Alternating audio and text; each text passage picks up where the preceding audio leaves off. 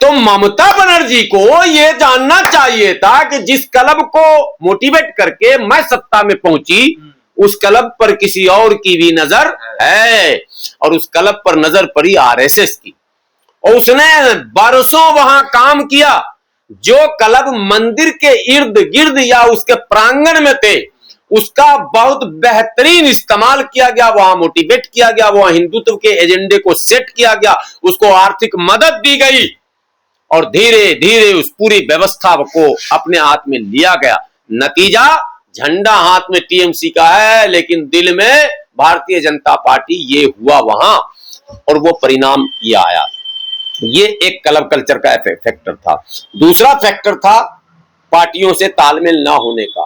तीसरा फैक्टर था कि जो ओवैसी और हुमायूं कबीर ने बीज बोया बाबरी मस्जिद का, ये बाबरी मस्जिद का जो फितने का बीज था, ये भी बहुत खतरनाक बीज था भाई। आप पूरे चुनाव में अमित शाह के भाषण, हेमंत बिश्व शर्मा के भाषण देखें, बाबरी मस्जिद का ही नाम लिया गया। भाई क्यों लिया गया नाम? क्या है वो विवादित तो नहीं था? भाई प्रधानमंत्री तो एक ही होगा, 5 तो नहीं होगा।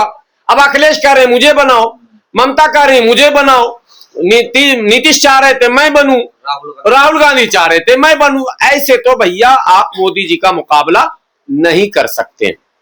आज बंगाल में चुनाव पूर्व अगर ममता बनर्जी चाहती, अभी राहुल गांधी को फोन कर रही है, सोनिया जी से, मैं नहीं कर रहा हूं, ममता जी ने प्रेस कॉन्फ्रेंस में कहा कि मैंने राहुल गांधी जी से मेरी बात हो गई, सोनिया गांधी जी से बात हो। मैं पूछ रहा हूं कि चुनाव से पहले क्यों नहीं बात हुई? 2 तरह का गणित बैठाया जाता है चुनाव से पहले, एक प्रत्यक्ष, एक अप्रत्यक्ष। पर या तो आप डायरेक्ट महाजोट बंगाल में बोलते हैं, महागठबंधन बिहार में बोलते हैं, और बंगाल में बोलते हैं महाजोट आप बनाते, और सीपीएम कांग्रेस को भी आप अपने साथ लेते, 40-50 सीट उनके हवाले करते, तो 9% वोट जो उधर अभी गया है वो आपके खाते में होता। कुछ सीटें ऐसी हैं जो कांग्रेस और सीपीआई की वजह से भी टीएमसी हारी है, तो ये भी एक फैक्टर है।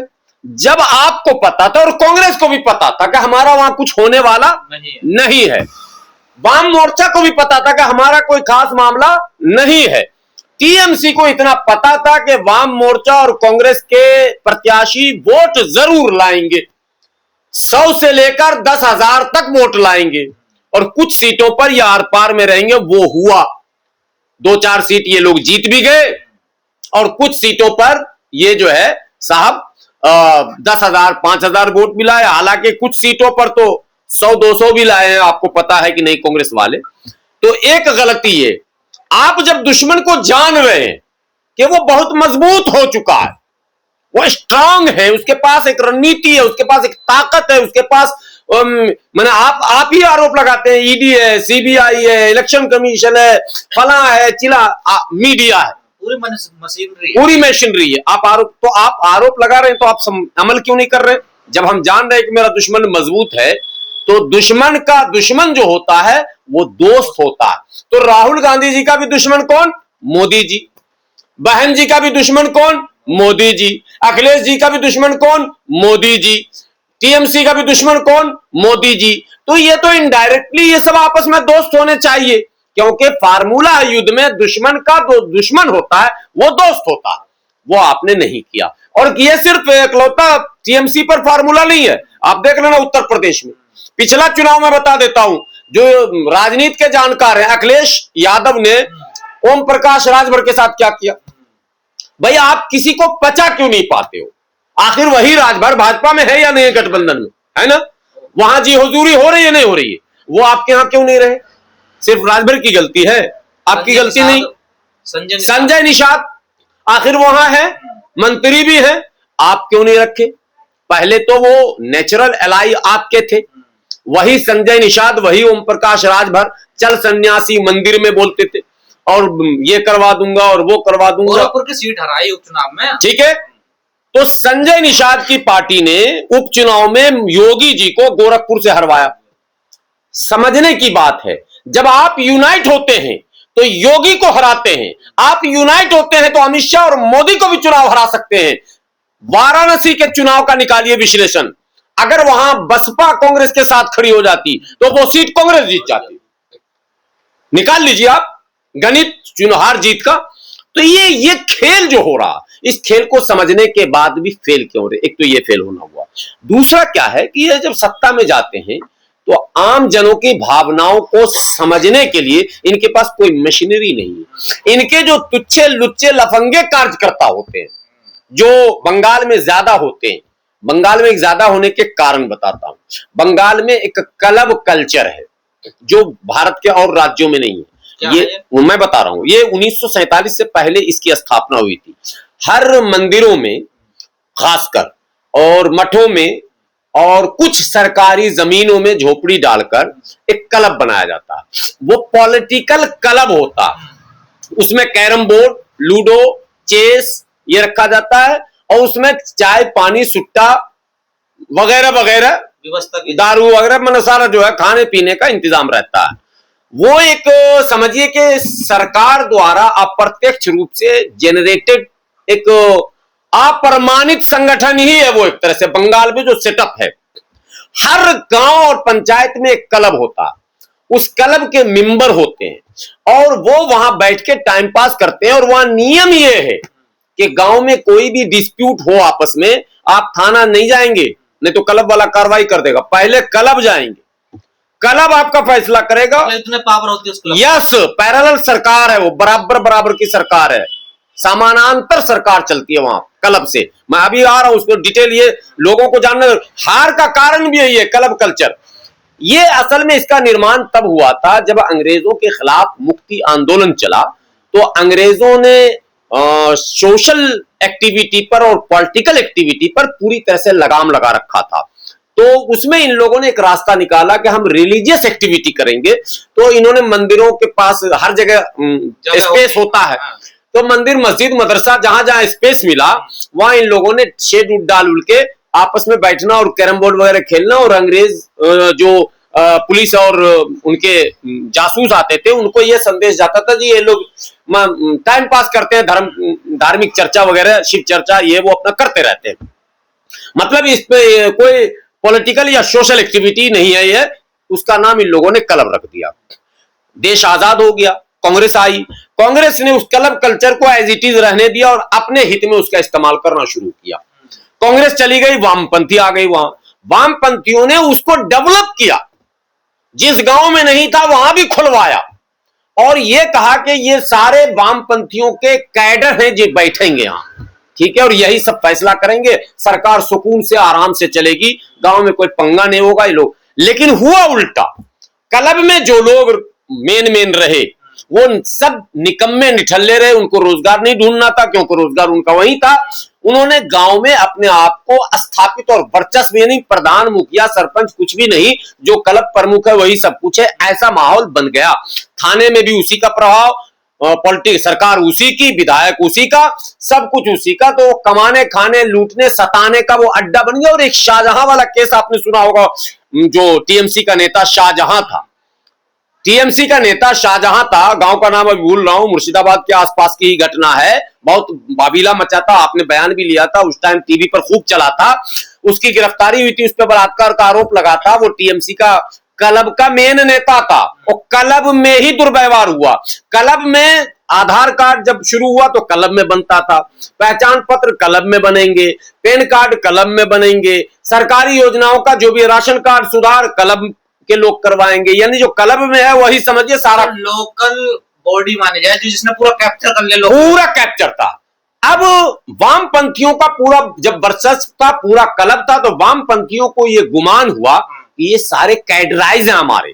कैडराइज समझते हैं, चूंकि वामपंथी एक विचारधारा है, उनको लगा ये मेरे विचार से प्रभावित है, अब ये कहीं हिलेंगे नहीं, इनका कंट्रोल हर जगह हो गया, सरकार हमारी चलेगी। 3 दशक वो सरकार चली। लेकिन जब ममता बनर्जी मैदान में आई तो वो क्लब को धीरे धीरे इन्होंने मोटिवेट करना शुरू किया और उसका नतीजा ये हुआ कि ममता बनर्जी की सरकार फुल मेजोरिटी की वहां बन गई उस क्लब की ताकत से। तो ममता बनर्जी को यह जानना चाहिए था कि जिस क्लब को मोटिवेट करके मैं सत्ता में पहुंची, उस क्लब पर किसी और की भी नजर है और उस क्लब पर नजर पड़ी आरएसएस की। और उसने बरसों वहां काम किया। जो क्लब मंदिर के इर्द गिर्द या उसके प्रांगण में थे, उसका बहुत बेहतरीन इस्तेमाल किया गया, वहां मोटिवेट किया गया, वहां हिंदुत्व के एजेंडे को सेट किया गया, उसको आर्थिक मदद दी गई और धीरे धीरे उस पूरी व्यवस्था को अपने हाथ में लिया गया। नतीजा, झंडा हाथ में टीएमसी का है, लेकिन दिल में भारतीय जनता पार्टी। ये हुआ वहां और वो परिणाम ये आया। ये एक क्लब कल्चर का फैक्टर था। दूसरा फैक्टर था पार्टियों से तालमेल ना होने का। तीसरा फैक्टर था कि जो ओवैसी और हुमायूं कबीर ने बीज बोया बाबरी मस्जिद का, ये बाबरी मस्जिद का जो फितने का बीज था, ये भी बहुत खतरनाक बीज था भाई। इसको हल्के में नहीं लीजिए। इससे भी ध्रुवीकरण हुए हैं पूरे बंगाल में, और भाजपा और आरएसएस तो चाहती थी कि ध्रुवीकरण हो। सो उसकी मनोकामना, उसकी इच्छा, हार्दिक इच्छा, वो हुमायूं कबीर और हुमायूं सगीर, कबीर कहते हैं बड़े को, सगीर कहते हैं छोटे को, वहां छोटा भाई बन के गए थे शिरवानी वाले बाबा। तो हुमायूं कबीर और सगीर दोनों मिलके वो इच्छा उन्होंने पूरी कर दी, और तकरीरें होने लगी, भाषण होने लगे, बना के रहूंगा और करके रहूंगा। और इधर शुभेंदु ने कहा मैं ईंट नोच लूंगा, मैं बनने नहीं दूंगा। आप पूरे चुनाव में अमित शाह के भाषण, हेमंत बिश्व शर्मा के भाषण देखें, बाबरी मस्जिद का ही नाम लिया गया। भाई क्यों लिया गया नाम? क्या है वो विवादित तो नहीं था, वो तो बगैर विवाद की जमीन पे बन रहा था, लेकिन नाम बाबरी रखकर एक विवाद पैदा किया गया। बाबरी नाम क्यों रखा? एक तीर से दो शिकार हुआ हुमायूं का। हुमायूं को इधर से आर्थिक मदद मिली और हुमायूं को Z+ सिक्योरिटी मिली, और हुमायूं को मुसलमानों की भी मदद मिली, सहानुभूति सिंपैथी मिल गई, पैसा भी मिला। तो भैया इस व्यापार को करने वाले लोग मार्केट में आए। दुर्भाग्यपूर्ण घटना है, कड़े शब्दों में इसकी निंदा होनी चाहिए। हिंसा किसी भी समस्या का समाधान नहीं है, संवाद का माहौल बनना चाहिए। लेकिन ये सब कुछ कैसे हुआ, क्यों हुआ, इसके लिए सिर्फ भारतीय जनता पार्टी जिम्मेदार नहीं है। जब आप सरकार में होते हैं ना, तो आपको अगर ये मन में है कि मैं अपनी सरकार को लंबा खींचूं, मेरी पार्टी जो है वो बड़ी हो जाए, राष्ट्रीय हो जाए, मेरी पहचान बढ़े, लोकप्रियता बढ़े, स्वीकार्यता बढ़े, तो फिर आपको रणनीति भी वैसी ही बनानी पड़ती है। टीएमसी कई बार, आपको एक कहानी याद होगा, जब नीतीश कुमार ने इंडिया गठबंधन बनाने की कोशिश की थी। मैं ये बात इसलिए कह रहा हूं कि अभी ममता बनर्जी बार बार कह रही मैं इंडिया गठबंधन में रहना चाहती हूँ, मजबूत करूंगी, आजाद पंछी। हाँ, तो जब आप सत्ता से हटे तो आपको एक सशक्त गठबंधन चाहिए, और जब आप सत्ता में हैं राज्य में, तो फिर आपको गठबंधन नहीं चाहिए, या फिर गठबंधन अगर बने तो मैं ही नेता बनूंगी। ये बीमारी है पूरे भारत में। मैं विश्वास से कह रहा हूं, चुनाव में आप भी फील्ड में घूम रहे थे, मैं भी घूम रहा था, पत्रकार की हैसियत से घूम रहे थे, मैं नेता की हैसियत से, समाज सेवी की हैसियत से घूम रहा था। आप विश्वास कीजिए, पूरे भारत में एक संदेश जा रहा था कि यार मोदी के बराबर कौन। अब ये जैसे कोई सवाल पूछे, आप भी किसी से पूछो कि ठीक है मोदी को हराना चाहते हो तो फिर प्रधानमंत्री किसको बनाना चाहते हो, जैसे पूछो मोदी नहीं तो कौन, जनता हो जाती थी मौन। कारण क्योंकि जनता ये समझ ही नहीं पा रही थी कि नेता कौन होगा।